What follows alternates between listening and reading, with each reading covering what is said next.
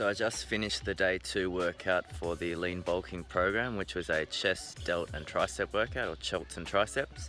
You'll notice from the video that we don't do too much front delt in this session because it's quite a heavy pressing session, and front delts are really involved in that recruitment process. So mostly side delt and chest with a bit of triceps to finish up. I try to keep this session pretty heavy for the chest and go lighter on the triceps, and then next time I train them in the week, because every muscle gets trained twice on this program, I'll flip that, go lighter on the chest, heavier on the shoulders and the triceps. Today was actually supposed to be leg day, so we're back to day 1, week 2. Played football yesterday, got a really bad cork in the thigh, so I had to be sort of flexible and change it up. I'm just going to play it by ear this week and see how the legs feel. I don't want to be squatting on an injured leg. It's fine to train a sore muscle, but not an injured muscle. So that's something that you got to be aware of and quite flexible. So, finished the workout. I'm now drinking my post-workout shake. This consists of about 42 grams of protein. So it's 1 3/4 scoop of Optimum Nutrition Gold Standard Vanilla. Quite delicious. I've mixed it with 100 grams of carbs, so 50-50 split of dextrose and maltodextrin. And about 15 to 20 grams of L-glutamine, so really good for stomach health, muscle repair and recovery. So first workout today, first exercise today was the bench press. We went for 5 sets of about 4 to 6. Quite heavy. Chest is my weakest muscle group in terms of strength. Aesthetics wise, it looks okay compared to some other muscles, like legs are clearly my weakest muscle in terms of aesthetics. But chest in terms of strength is really quite weak, and particularly the bench press. So I'm trying to throw in some heavy benches and heavy incline presses to strengthen that area. But obviously I have an appropriate warm up first because I don't want to get injured. So 5 sets of about 4 to 6. On the last set for the bench, I did a drop set. So I took the weight back and worked on doing a pause rep every third rep. So every third rep we did a 2-second pause at the bottom of the movement, take that momentum out and really make the chest work from the bottom. So that was quite hard, quite a brutal drop set. I didn't really get too heavy on the 4 to 6, only about 90 kilos today, and as you can see from the video, my range of motion started to decrease towards the end of the set, so I probably should have gone lighter. It's not heavy compared to what most people do, but it's heavy for me. And that's what it's all about. Don't lift with your ego, just lift with what you can do. Hopefully by the end of this lean bulking program I can do this 4 to 6 reps with a much heavier weight, so I'll have to work on that strength. From here we went to the incline bench press, same thing, about 5 working sets of about 5 to 8, so a little bit lighter. Really focus on that range of motion, that squeeze and that contraction. That's the biggest thing in terms of getting a good stimulus for the chest. Again, I did a drop set on the last set. This time we chose 3 different positions, so I went narrow, wide and then somewhere in the middle, and performed about 5 reps on each just to burn it out. Hit it at different angles or different positions and get a different range of motion or stretch each time. Again, as you can see on that last set, that last 5 reps, range of motion started to decrease because under fatigue, so you do your best there. From here, again, another heavy press. We went to the dumbbell flat press. 4 working sets of about 5 to 8, so I normally don't go heavy pressing 3 rounds in a row. Today that's what I was sort of in for, because later on in the week we'll drop the weight and work on that contraction and that more reps. So again, not heavy compared to most people's standards, but heavy for me, and I really just focused on trying to squeeze and initiate the movement all the way from the bottom, push the weight all the way to the top, squeeze at the top, only about a split second, and then back down. So I worked to failure. On the last 2 sets of this, I came right down the bottom quite slow with a negative, threw in a couple of partial reps, which are very, very small range of motion, but just a little bit more, held the stretch, and then put the weight down. This sort of just pushes that muscle a little bit beyond failure and forces it to recruit a few more fibers, get a few things involved that probably wouldn't have switched on if I had have just dropped the weight. And it's a good way to fatigue that muscle and create some extra metabolic tension and stress. After this, last sort of chest-based superset was cable flies. I like to do these on the incline bench leaning down. I feel I can get a really good range of motion, a good squeeze. The shoulders do become involved, but it's mostly a chest movement. So focus on that stretch at the top and squeeze with your chest all the way down, not just at the bottom, but the whole range of motion. From here I went into chest dips on the parallel bars. Again, just to get a good stretch and a good squeeze.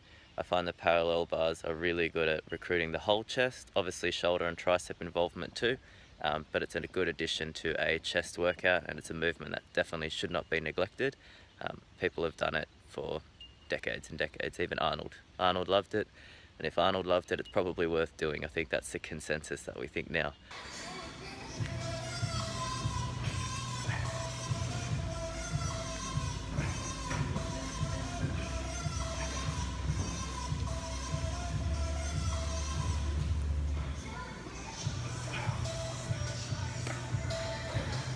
After this, we went on to the skull crusher, a really good mass builder for the triceps.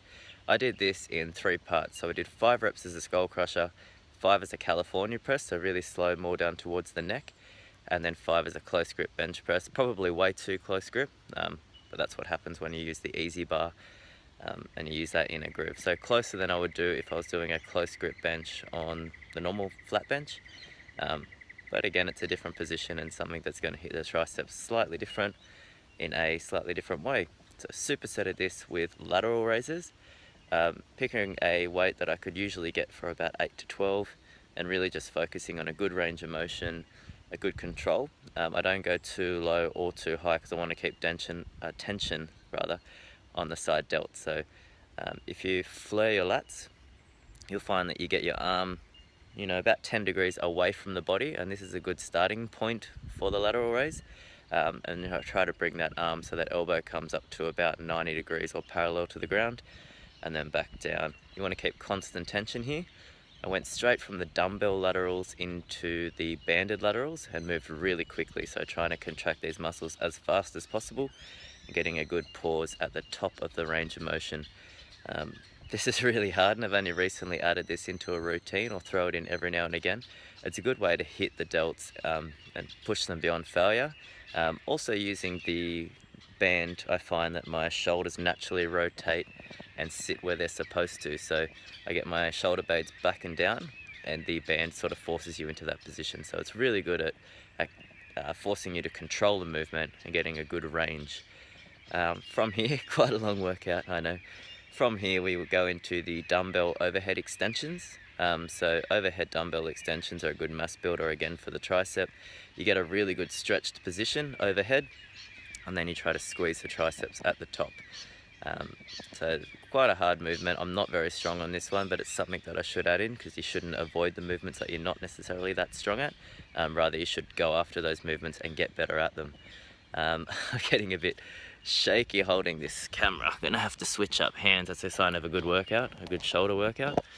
Yeah, so really try to get that full stretch and that squeeze at the top. That's where you're going to get the growth, and that's where you're going to improve on that movement. I then went in front just to finish off the triceps with some front pushes in front of the chest in that same overhead position. This is not a movement that I do very often, but I find today with that lighter tricep work that I try to extend the movement just beyond failure. And then, as I said, the next push session I will go heavy for the triceps and focus just purely on straight sets, straight mass building sets. To finish up the workout today, I did 3 position cable rope extensions for the tricep. So trying to target each of the 3 heads of the tricep. So you can't really isolate the heads, but you can put more of the focus on different sides, or different heads, sorry. So it's always going to work the whole tricep, but if it makes sense, you can put some extra stress on a particular head of the tricep with each of these 3 positions. So I tried about 8 reps in each position, and then straight into seated laterals. I don't believe you can do too much for the laterals. It's probably one of my favorite muscle groups to work. I think it helps to make the whole body look sort of narrower, and you look wider and broader in the upper body. So it's quite an aesthetically pleasing muscle group to train. And I prefer to train side laterals than I do front delts. Side delts than I do front delts. So seated laterals to failure, really burn out the shoulders. And then what happens is you come home and you try to film the post-workout recap, and you can't even hold the phone without shaking. A solid stretch after this workout, hit your post-workout shake, In about 45 minutes to an hour, I'll hit a solid meal consisting of plenty of carbs and some more lean protein. Hope you enjoyed today's workout, guys. Comment below if you have any questions in regards to training, or you have any thing that you want to see in the following series. The next episode will be on back and biceps, so I look forward to that workout, and please let me know what you'd like to see in that video. Anyway, enjoy. 10% luck, 20% skill, 15% concentrated power of will, 5% pleasure, 50% pain, and 100% reason to remember the name.